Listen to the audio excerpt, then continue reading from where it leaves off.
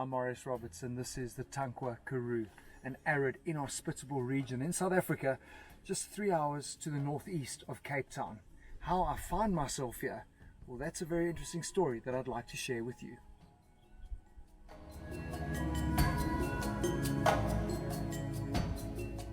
I've been involved in television for over 20 years now as a presenter and producer. For the past 12 years, my focus has been on motoring, testing and reviewing the latest models, both locally and abroad. And as you can imagine, I do travel a lot with my work, and I've got to see some truly amazing places. But I think my love for traveling was instilled in me at a very young age by my parents. We got to enjoy some really amazing family holidays.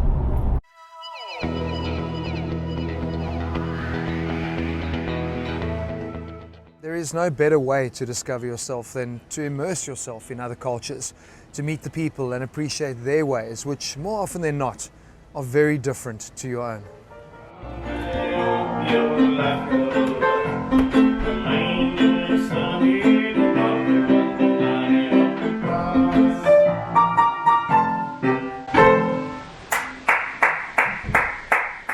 The negative impact of COVID-19 and lockdown has been really well documented, and the amazing thing is I think we're unified in that it's affected each and every single one of us. No one's been spared. But there's also been a lot of positives. It's forced me to reevaluate what's important in my life. It's made me think laterally, and the forced time out has also given me time to upskill. But I think crucially it's made us all realize just how interconnected we are and how we crave interaction, which is why I posted this on social media. You know, the times we live in, it's really hard to find something that we can all agree on, but I think I've found it. 2020 sucks. Yeah, no arguments, eh? None of us, I think, saw this coming. It's been a complete sideswipe, and for me personally, it's been really, really difficult to remain positive, to jump out of bed and think, yes, let's tackle another day. What it has done, though, is it has forced us to think out the box, and I think we've all realized that we are survivors and we are adaptable. But it's also made me appreciate the little things that maybe I've taken for granted. And for me, that was traveling. I've been very blessed to explore a lot of our country and also travel a lot internationally. And the thing I love about it is I don't want to ever be a tourist. So you want to meet the locals. You want to get to understand what makes that little city, town or village unique, what is special about it. And it's scary because I actually don't know when I'm going to get on a plane and jet set overseas again. But I think there's a positive here. We live in the most unbelievable country. South Africa is so incredible. And it always saddens me that I speak to tourists that come to South Africa and they've seen more of our country than so many of us have. So I'm wanting to do something a little bit different. I'm wanting to get out of my wheelhouse. I'm wanting to unlock my soul, because this need to get out there and explore has been so suppressed for so long. I'm thinking of getting in the car and just getting on the road, destination unknown, and just see, I don't know, let's see where the mood takes me. And I thought maybe you guys want to come along for the ride. So the idea is, tell me places that you think in South Africa are must-see places. I don't want the major cities. No Cape Town, no East London, Port Elizabeth, Durban, Johannesburg. I want places that are off the grid. So if you've got any suggestions, send me a message. Let me know where I should go. And let's see if we can get this crazy idea from an idea onto the road, preferably gravel roads. And judging by the responses to my post, people were feeling the same way.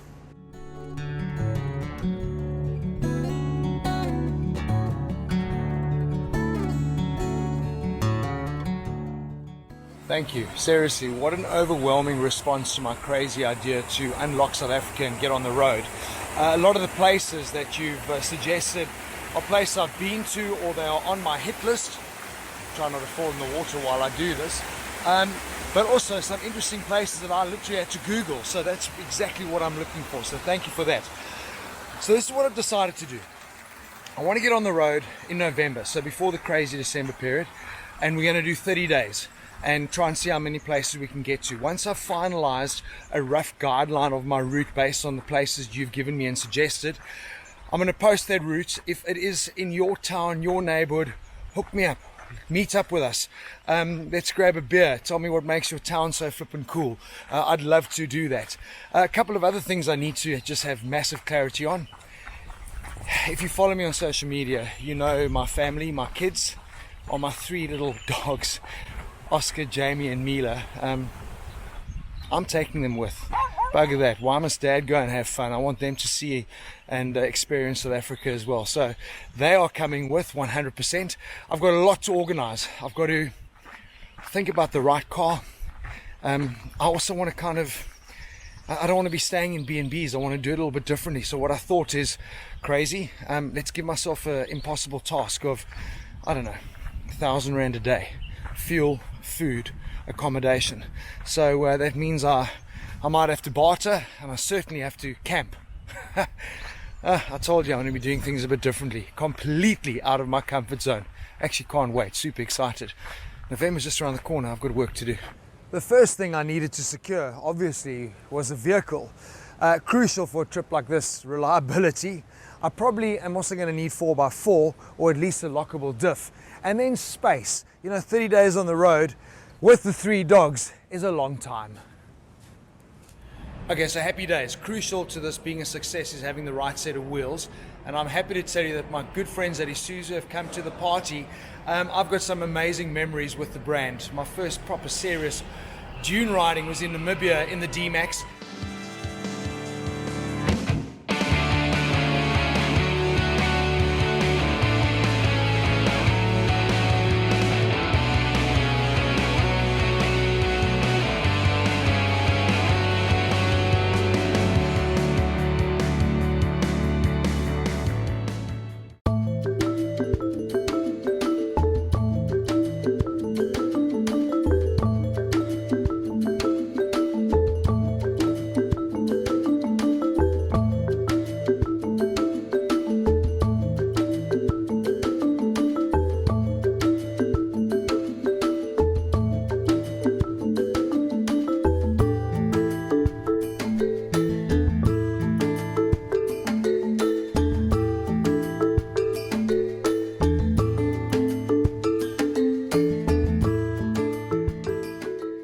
That wonderful story we told last year when they put the Arctic truck onto production line for the first time. What a special vehicle that was too. Now for the first time, their vehicle modifications have been brought onto a mainstream production line, with Isuzu South Africa producing Arctic truck versions of their dependable D-Max pickup. Arctic to Africa, the Isuzu AT35 story tracks the build from an idea to rolling off the line in Struendale and straight into its toughest test yet.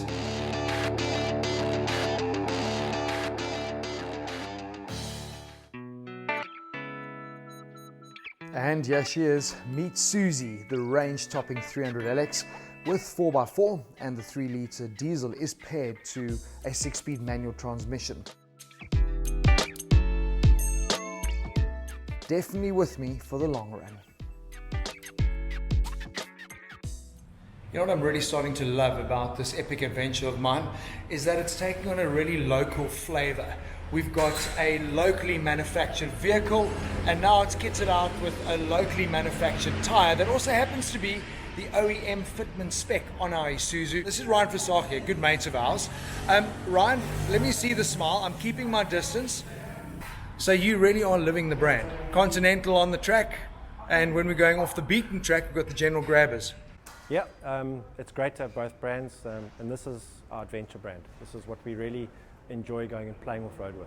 So we've been with Isuzu as OE Fitment since about 2007, and going back to the old World Contact 4x4, a 16-inch tire.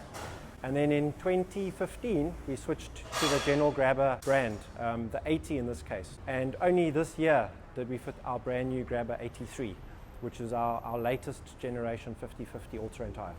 So from a tire perspective, quite hard to get it to do what you need it to do in both environments. A real challenge for a brand. You know, if you buy a vehicle that's got a 100% tar application tire and you want to go off the beaten track, then there is some risk that you can damage your tire, especially if you drive a lot of gravel and some hardcore 4x4. That tire is not designed for that. Whereas a 50/50 gives you at least 50% off and 50% on road.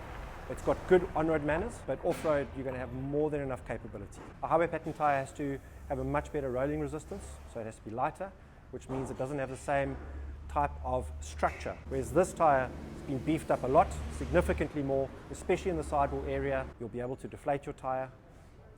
It's got a stronger bead.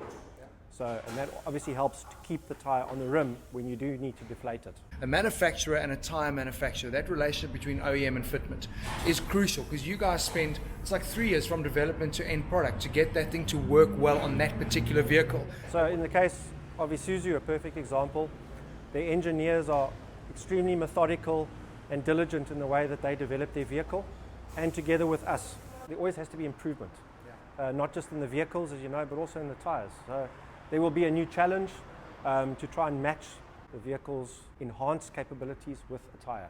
So of course that's where we work together to try and make sure that they marry nicely together. In the case of the new Grabber 83, they said, guys, we want the comfort of our customers to be better. Ride comfort, noise comfort, it all has to be improved. So we work hand in hand to make sure that those developments make it onto the vehicle, and when they test them again, all the blocks need to be ticked.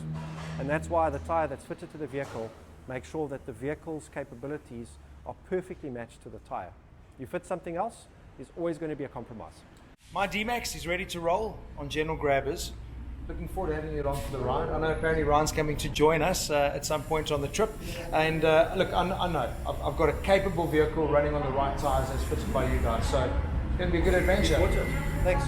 So great news, my ride was sorted, but I very quickly realized that heading on this epic adventure with a sleeping bag and a two-man tent just wasn't going to cut it. So I went back to social media asking for advice.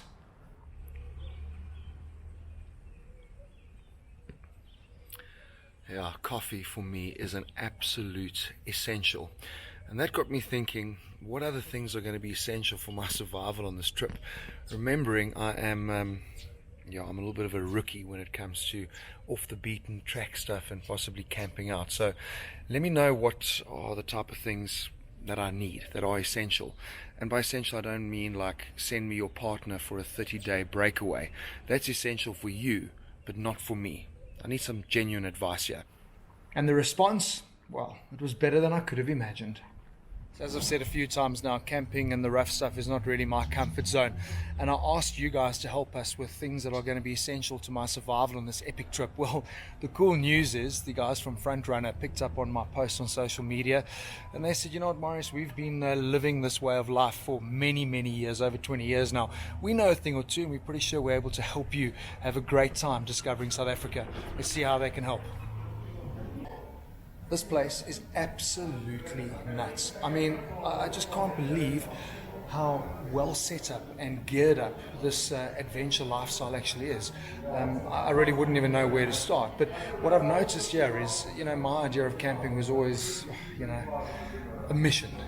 What it looks like Frontrunner is geared up to do is make things as efficient as possible for you, so you actually enjoy going off-road. They make it as practical for you, as comfortable for you as possible. But like I said, I wouldn't know where to start. I was warned that once I do this the bug is going to be bitten, and then it's going to be a new way of life for me. But Rayno here at Frontrunner is going to show me what he thinks I need, because this is what he does. Rayno, how's it? Good morning, Marius. Let's do just so you guys know, I've been temperature checked. I've had my hand sanitized, because Frontrunner, they're very serious about it.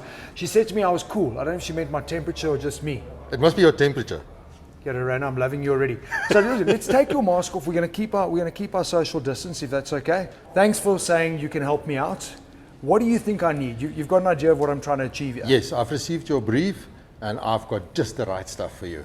I'm going to show you how we can make your camping life and experience a lot easier. So I might actually survive this thing. You're going to survive it could be my one and only 30-day adventure trip. Where do we start? I mean, what's crucial in stuff like this? What's essential? Look, there's a lot of things that's essential. It all depends what you want to do in that. So we've got to decide, let's start with the basic stuff for the beginning, and then we can expand from there. Because I imagine, I'm just looking downstairs, you could spend a lot of money kitching yourself up. Yes. I mean, this is endless. But yes. I think what's important here, as a first-time guy, it's great that you guys have understood that. Let's not break the bank here. What is a basic setup that's going to make your trip enjoyable? Well, a basic setup will be your roof rack. and then you're going to stay outside. So to make it easier, we've got a very nice tent available, which I'll show you now, where you, your doggies, everybody can fit in, and it will really make your life a lot easier. I'm assuming this is the rooftop This tent. is Because it. I was going to say, I mean, we've gone caravanning years ago with my folks, and it was always the mission was setting the tents and stuff up. Having this thing mounted, is this going on the roof of the car, Yes. I assume, above the cab? Yes, we're going to move, in this case, we're going to mount it on top of the cab with a quick release mount. Okay. So should you want to take it off, let's say you end up in a space, you've got to go dunes and side tilts and that, not always good.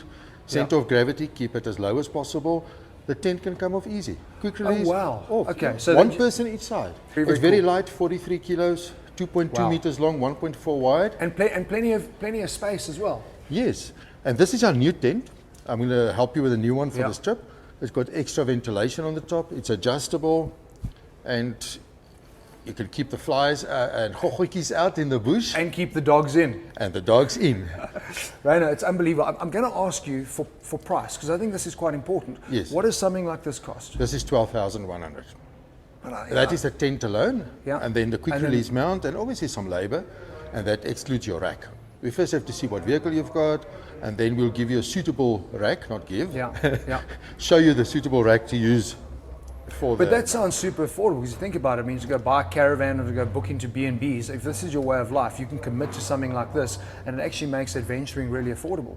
Very, very. And this comes with a warning, this whole trip to you. As die gaan byt, you're going to be back and you're going to want more.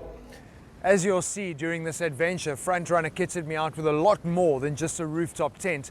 And Reno, he was crucial in bringing all the elements together. While I was up in Joburg, he set up a meeting for me with a bunch of cool guys. Heading out on a road trip, 30 days, November, South African summer and heat. It's going to be hard to not only keep myself cool, but also my food cool.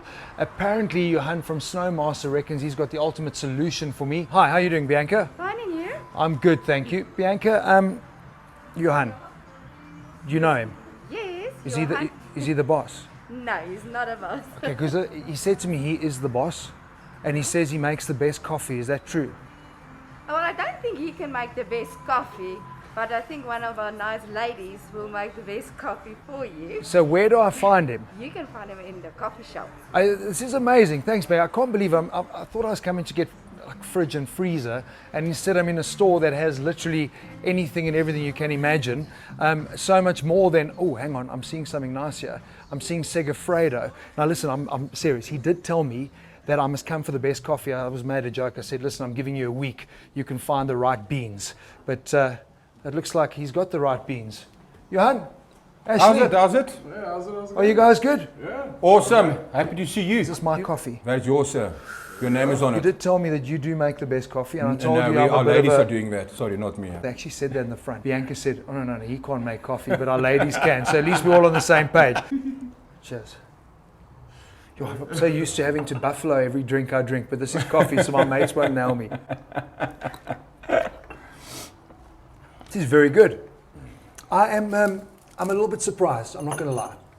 I didn't expect to come to Snowmaster and walk into a store that looks like this. I thought there were going to be a couple of fridges and freezers, and that's what you guys do. Yeah, you've got a flipping cool coffee shop. It wasn't always like that. What was the whole thought process behind that? No, the thing is, and Ashley's dad, he started the business, Shane Bennett, and he started the business in the sense of only 12 volt. That was his, he wanted to go into the market. A lot of guys says, you're crazy, and he did it. And with all the years, they add more products like the ice machines, unaccounted, 220 volt products were involved. We add some other products in here, and that also helped us to get the ladies into our shop. Yes, it was a man's world, but we've got these other things like ice machines, unaccounted biofreezers. What does the public want?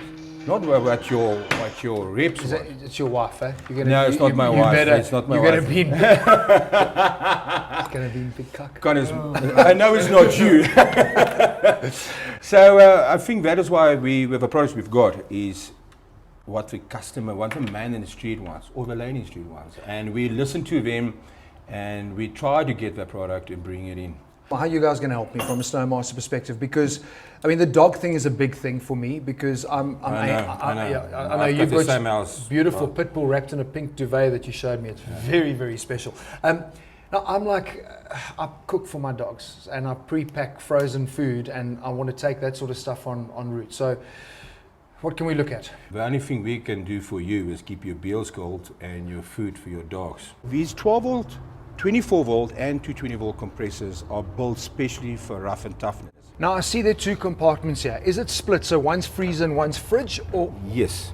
But you can choose. You can choose. This is freezer, fridge of both compartments goes down to -22. While you're driving, you can see your temperature on your left-hand side compartment, on the right-hand side. You can do anything from this. Incredible. Right. We're obviously documenting this. We're putting drones up, cameras, and one thing you know, if you do play with cameras and drones, batteries never flip and last. How am I going to charge in the bush? It was a real concern for me.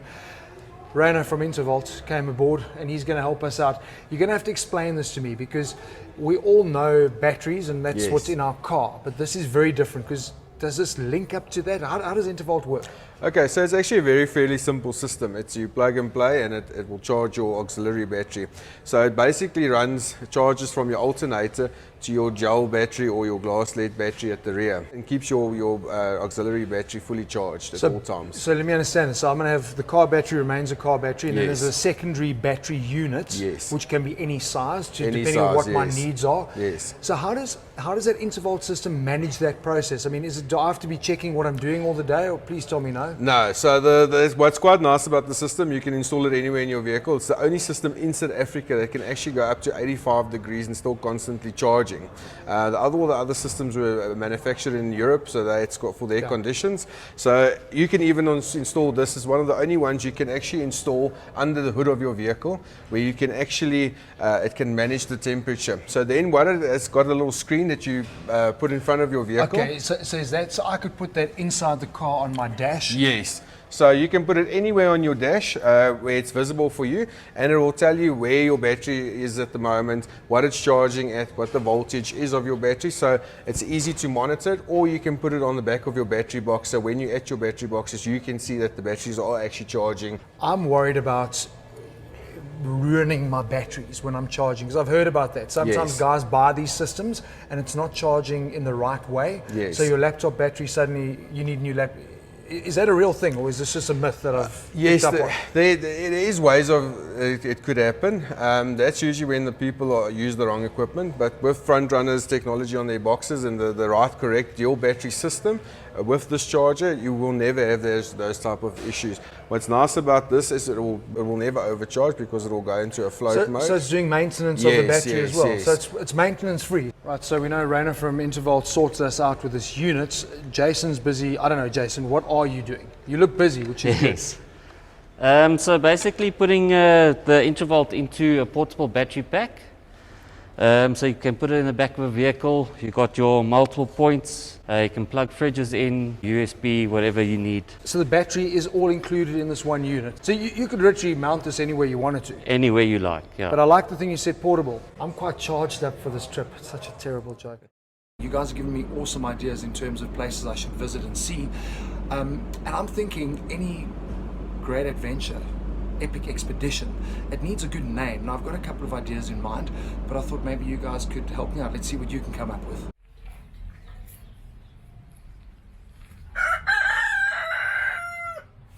No true road trip through South Africa would be complete without visiting the Karoo, and that is certainly my intention when I do get on the road on the 1st of November. But I've got a good taste for the Karoo in the heart of Pretoria. It's a really cool spot called Karoo Cafe. I even had some Karoo coffee.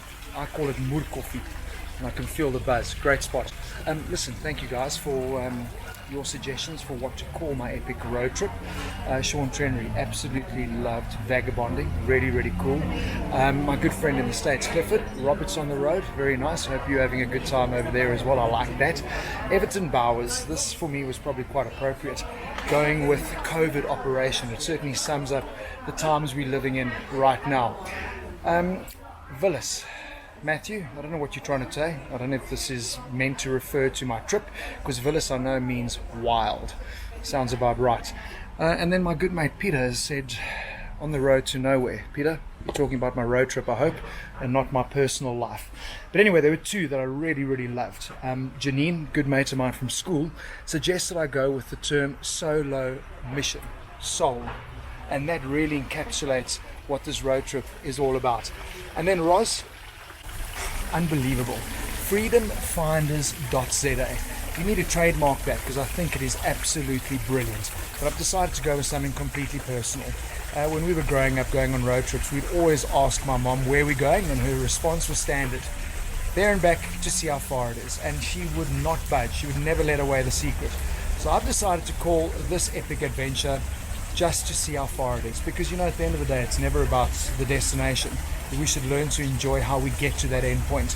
And I do. I just want to go there just to see how far it is, just to see what is there, and just to enjoy a very unique experience. I gave my mates at Sharpline Graphics the name, told them I'm taking my 3 dogs with me, and asked them if they could come up with a logo, with a graphic. Talk about unbelievable turnaround time. One day later, this is what they presented. I can't wait to share it with you.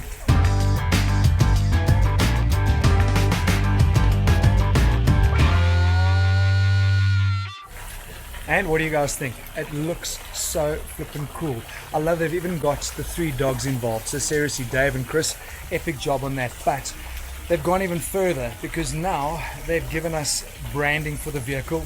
They've given us license to stickers, as well as stickers that we can hand out on the trip. And I think that is awesome in telling the Just to See How Far It Is story, and to get it out there, because it is going to be a great adventure.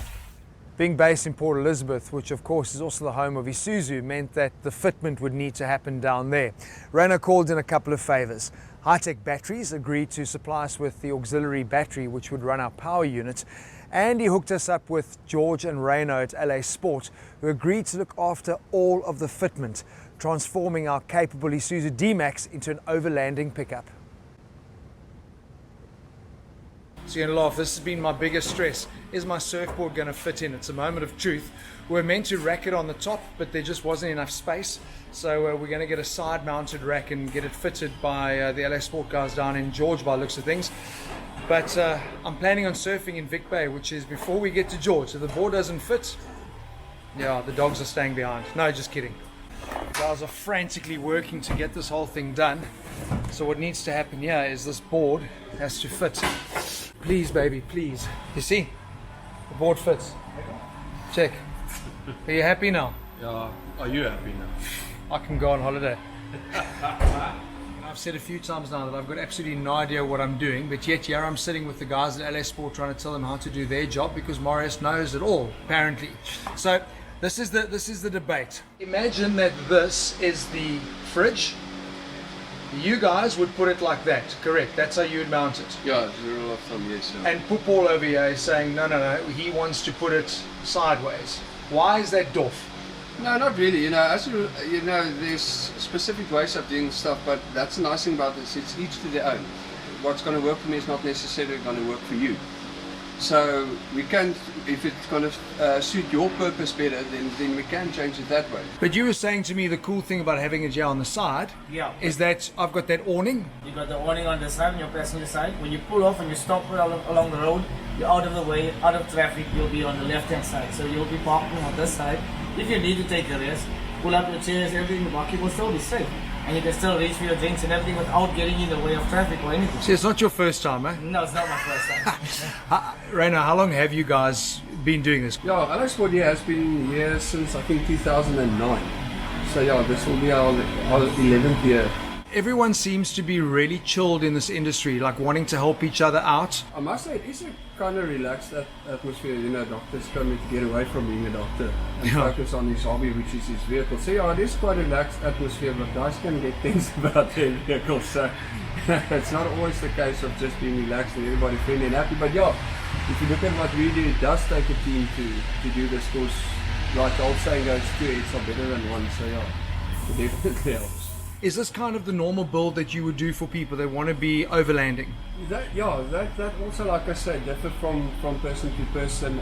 For overlanding, this is quite the norm. Doing a canopy, a roof rack, and all the stuff that you can do. Because you must remember, if you go overlanding and you go out there, you have to take everything with you.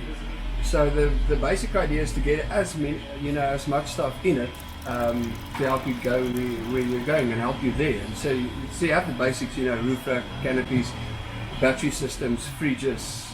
So this is quite the norm. It's been quite a challenging build. What's been your biggest stress point? time, I would think getting everything done. Usually these canopies takes 3 to 4 weeks to build, and then get it here. You know, courier takes a few days. That is one of the big challenges, and getting your surfboard fitted. That is an undertaking. Seriously, I just want to say thank you again, because that canopy job was a bit of a miracle, because it came down. I don't know how you got it done. I mean, that literally was like 4 days, and a canopy arrived from Rhino Man, but then we had to color code it. I mean, have you seen a turnaround like that before, ever? When it comes to Rhino, especially with getting something organized and done, he really pulls out, like you say, the rabbit out of the hat. Yeah. He's always the one who always, if you want somebody to organize something, you'll ask Rhino, and it will happen. But really, honestly, LA Sports, thank you. You guys have done a great job. It's been good fun. It's a big pleasure being part of it. Yeah.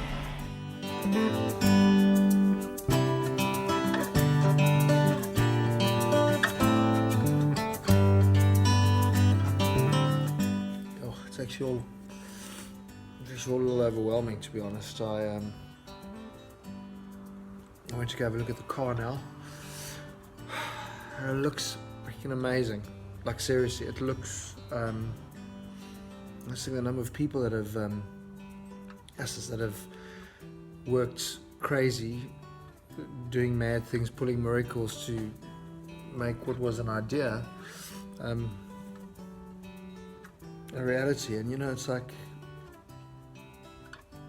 they're good people out there. They really are.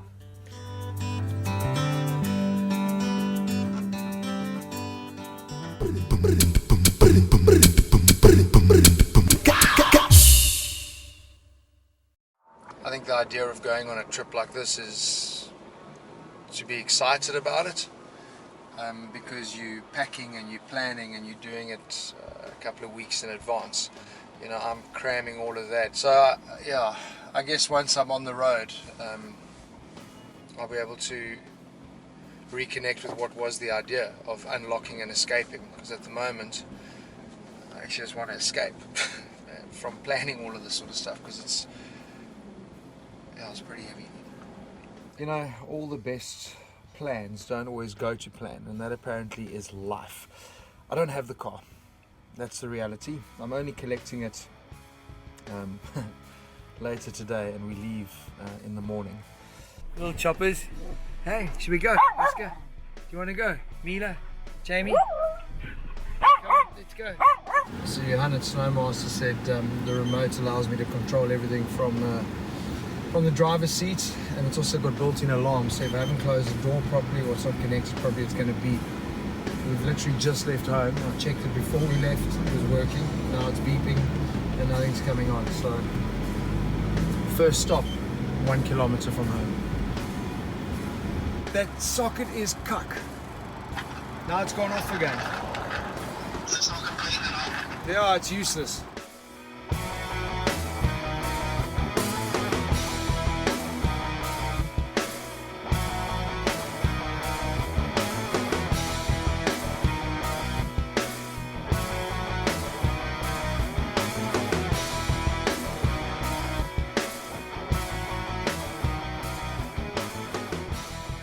Boom, boom, boom.